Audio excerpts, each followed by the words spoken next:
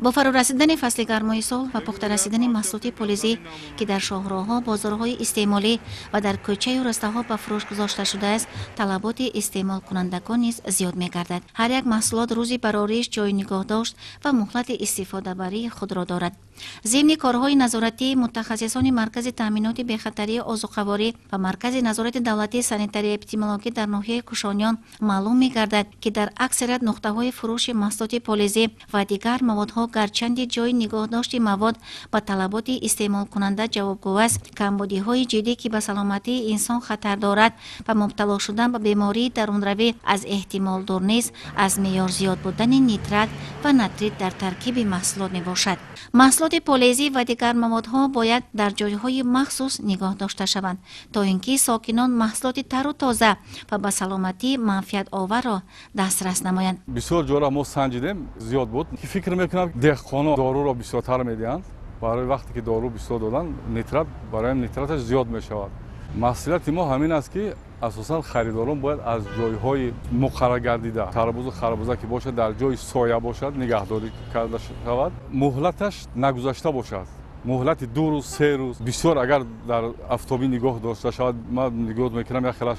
تام 8 روز شده است 10 روز شده است، مثال در جای آفتابی تیز ویران میشود، برای با کسری ها گرفتار میشوند. طور متخصصان اطلاع میدهند در ترکیب خربوزه و تربوز طبق قاعده معماری از 60 تا 90% نیترات و نتریت باید موجود باشد. با مقصد بروقت پخته رسیدن محصولات پلیزی، مشاهده ها نشان میدهند که کشاورزان از نوری های مینرالی بر زیاد استفاده می نمایند که نیترات و نتریت در ترکیب محصولات ها زیاد است و در نتیجه می تواند بیماری های گوناگون سیریاتی را به بار آورد. برای پیشگیری از بیماری‌های گوناگون، کارمندان مرکز تعیینات بی‌خطری آذوقه‌واری و مرکز نظارت دولتی سانیتاری اپیدمیولوژی در ناحیه کوشانیان نظارت جدی را در تمام نقطه‌های فروش محصولات نیاز اولیه، بازارهای استعمالی و شاهراه‌ها به راه مانده‌اند که کارهای تبلیغاتی می‌تواند پیشگیری بیماری‌های گوناگون را تأمین نماید. آبهای گازناک و دیگر نوشاکی ها باید در یخدان و از شعاع آفتاب و در حالت خوبی سانیتاری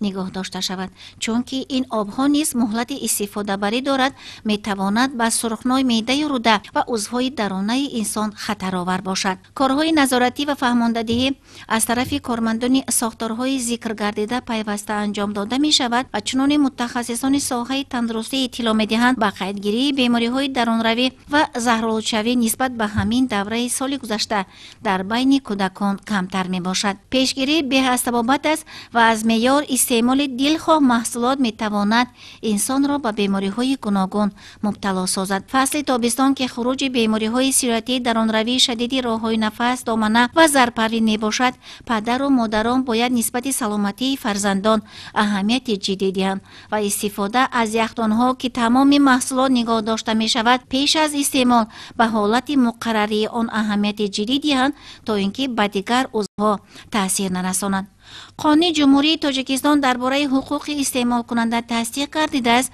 و فروشنده ها وظیفه دارند محصولاتی را پیشنهاد مزاجان نمایند که به معیارهای دولتی جوابگو باشد و حقوق استعمال کننده پایمال نگردد.